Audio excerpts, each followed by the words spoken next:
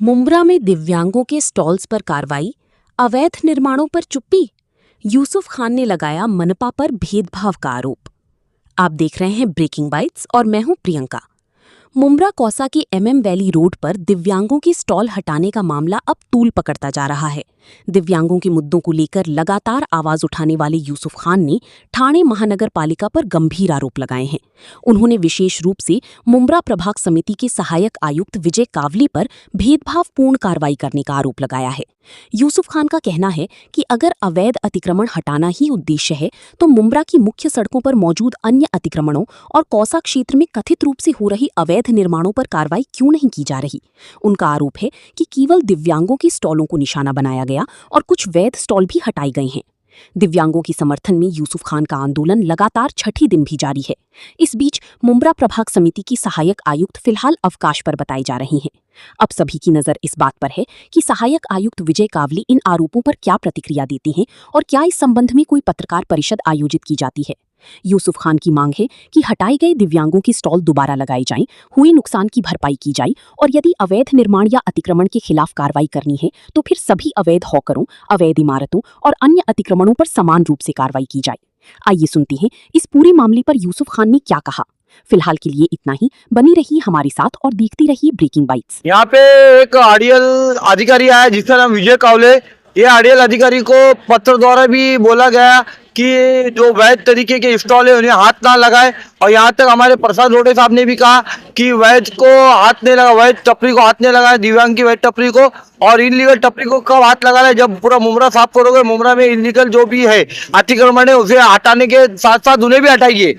और हमारी ये मांग है कि भाई उन्हें जो इलीगल टपरी धारक है वो अपनी मजबूरी में डाला है, आप उन्हें लीगल करके दें। उसके बावजूद भी इधर का जो आरडीएल ऑफिसर है सहायक आयुक्त विजय कावले साहब, उन्होंने अपनी मन मर्जी और कुछ बिल्डरों को खुश करने के लिए हमारे एमएम वैली से वैध टपरी हटा के उन्हें खुश किया, मगर उन्हें मालूम नहीं था कि इतनी खुश करने के बाद इतना उन्हें क्या मन मर्जी ये थी कि जब अधिकारी ने बोल दिया और लेटर दे दिया कि वैध टपरी को हाथ ना लगाए, और इलीगल टपरी को भी कब हाथ लगाना है आपको, जब पूरा अतिक्रमण हटाओगे जब। मगर आप यहाँ देखिएगा मुंब्रा कौसा के जो मुख्य सड़क है, मुख्य सड़क पर अतिक्रमण की वजह से कई घंटे लगते हैं ट्रैफिक में जाम होने की वजह से।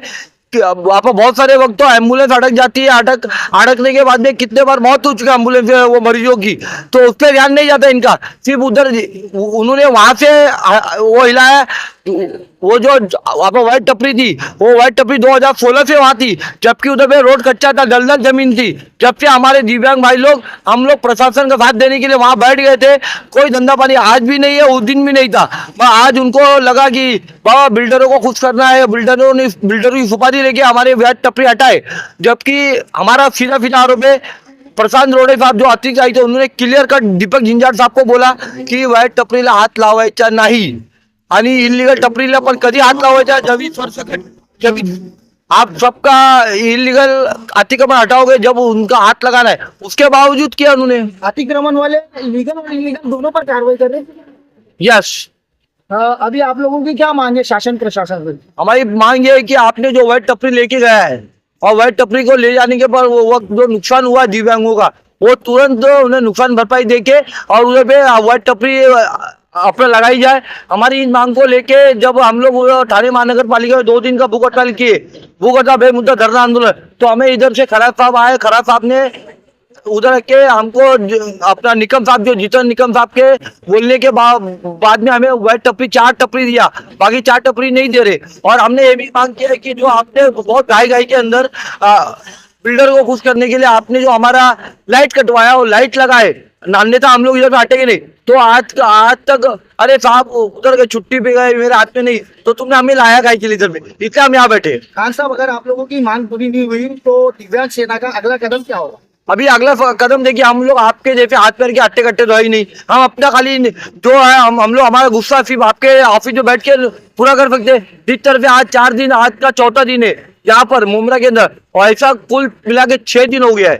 थाने महानगर पालिका में 2 दिन सोमवार से लेके मंगलवार तक, उसके बाद में मंगलवार से लेके यहाँ तक चौथा दिन, टोटल 6 दिन हुआ है। जब तक हमारी मांग पूरी नहीं होगी, जब तक हम यहाँ पे धरना देके बैठे। हमारे राज्य ये देखिए, ये आप दिखा सकते हैं हमारे दिव्यांग भाई लोग, और हमारे दिव्यांग भाई लोग यहाँ बैठे, इनके पास कोई रास्ता नहीं, इसलिए यहाँ बैठे। आज जैसे फेरी वालों पे कार्रवाई करने जाते हैं तो तुरंत फेरी वाले गाड़ी लेके भाग जाते हैं।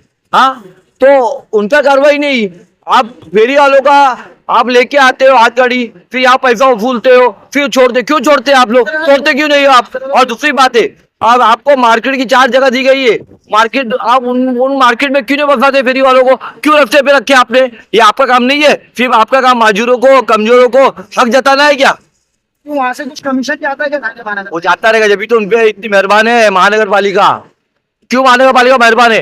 हमसे भी लो ना, आपको मांगता है तो बोलो मेरे को खुला खुला। हफ्ता देने को राजी हो? यस, हमें रोजगार चाहिए, हमें रोजगार भैया। तुमको तुम्हारे तो पगार भी पूरा नहीं होता है ना, पगार भी। और यहाँ तक मैंने भी देखा हूँ, अतिक्रमण की गाड़ी जाने के पहले इधर खबरी लोग जाले जाते, ये गाड़ी हटा, गाड़ी हटा, गाड़ी आ रही म्यूनसिपालिटी की। पहले दे दीजिए। यस, सुनता क्यों नहीं? और यहाँ पर ये अतिक्रमण विभाग के अंदर आज 5-5, 6-6 साल से एक ही अधिकारी लोग क्यों है?